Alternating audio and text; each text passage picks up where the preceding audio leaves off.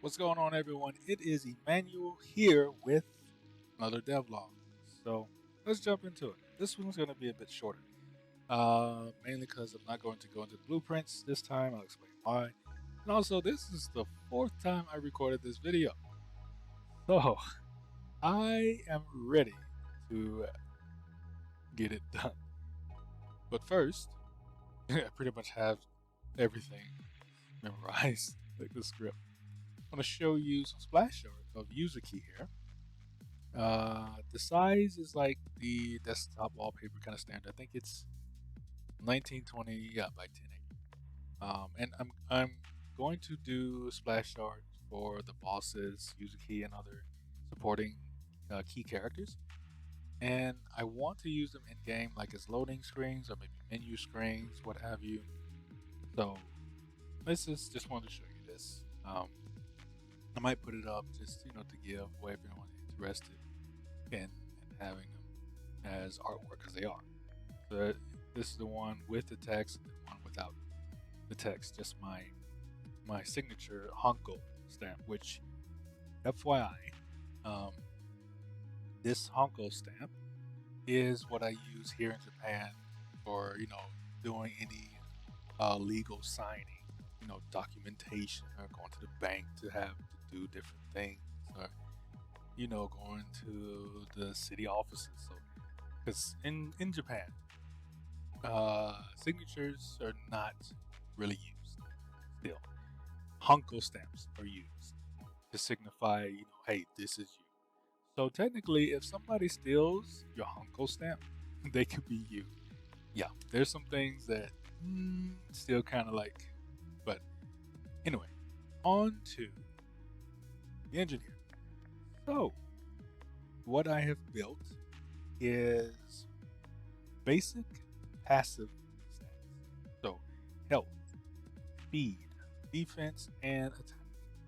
And I have scripted them. Like I said, this video, I'm not going to go into blueprints, maybe next video, mainly because this current build has a lot of bloat in it. I've used this build in the last 3 or 4 devlogs, and it has a lot of stuff in it that I don't need. And there's some blueprints I want to reconstruct, clean up, and certain elements that I want to revamp. I already have the idea of what I want to do, so I'll just revamp them. And it won't take long because I already know how to build it myself. So, and then when I do that, then I can go back and so just jump in. Wait a minute. Okay. Make sure nothing's spawns. Jump in here. Grab my controller. So as you see on the top right, user key stats, and they are bound to their individual, stats.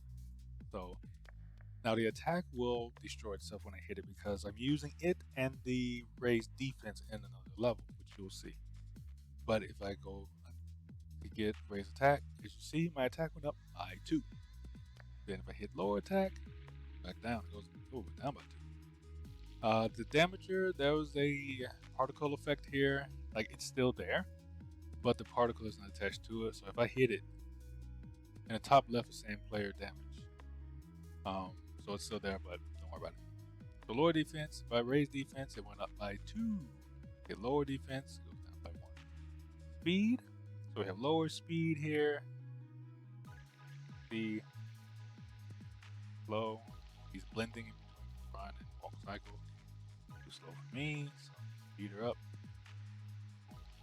Fast. Gotta go fast. Sonic fast. Okay. And then we have now the HP, the health, is not mapped right now because at first I used integers, then I switched to float. So now I have to re-script it to that. So like she can interact with it, but it won't update. So, and those are the elements, the stats. So now let me jump to the other level and show you the AI that I've started to work with. and just gonna briefly show the tree. Like I said, I'll go over all of this in another video, not this one.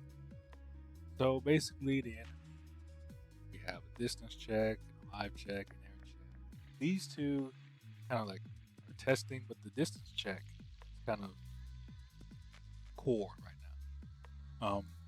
'Cause I'll probably do a service that checks several things, so it will be just one main service checking different things instead of several services.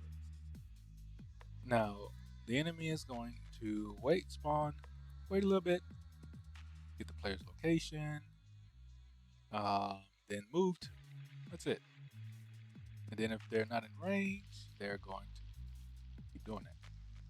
Then if they are in range, they are going to wait a little bit. Then they're going to circle around the player, which I'm taking forward vector values and right vector, do a little math, so they'll circle. Then they'll wait, and then they'll do an attack check, which an attack check, all they're checking is, am I in front of the player, or am I behind the player? Again, getting some forward vectors, and doing a little dot product. I'm gonna open this real quick. Yeah, doing a little dot product. And then if I am in front or behind the player, yes, I can attack. So if that's true, then boom, attack player. But if they're on the sides, they can't attack the player. Then they will run through and try again. Now, the one thing I want to do is create the attacking order, like take a number and wait. So if you have this number or you're in this order, then you can't attack. After that, jump to the back of the line. Let the next person come. So that's the AI. And so let me show you that real quick. And I use some stock sounds. For user key, I've used Phase from the Epic Games Paragon.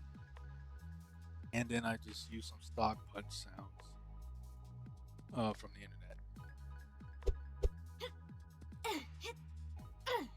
Okay, spawn up. Hey, buddy.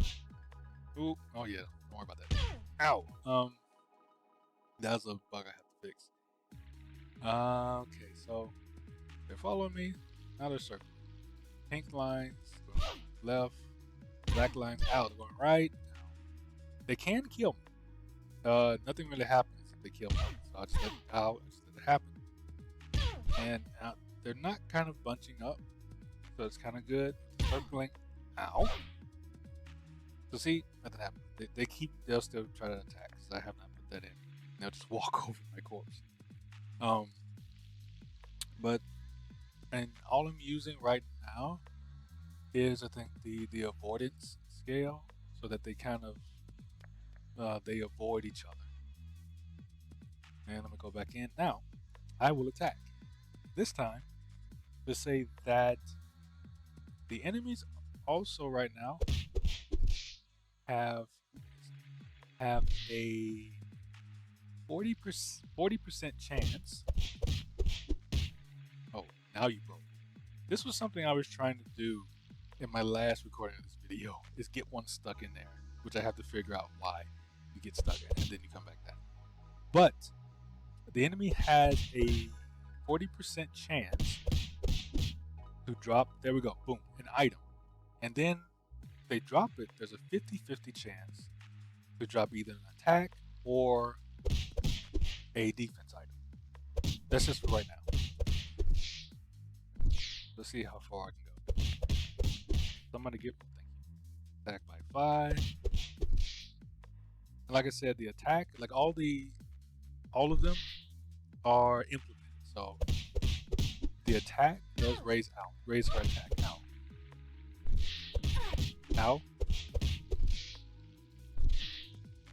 Let's see if I can get one of them stuck in the air again.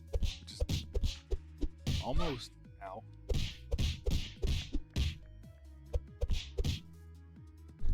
So this is pretty much it for what I have. After I rebuild this, I probably will release it like kind of closed for those that are interested that just want to get in and tinker with it and try to break it. Ooh, I picked up an attack. My attack is 10.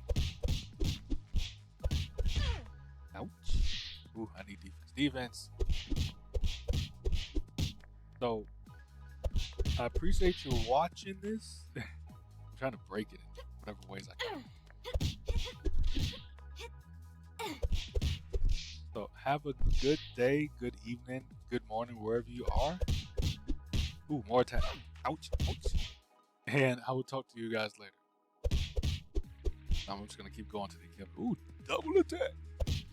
I can't remember if I clamped my attack. I know defense is clamped to 20. But the attack, ooh, my one shot?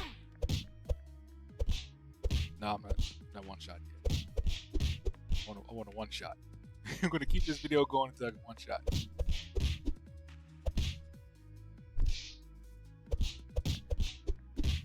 Can't get him stuck. Ooh. Attack 20. Oh, one shot. Nope. Oh god, what just happened? I think I'm breaking it. I think I'm breaking the game. I think I'm breaking it. Hold on. I mean, it's already broke. I'm just trying to... Oh, I did cap the attack to 20. Well, that's it. So, catch y'all guys later.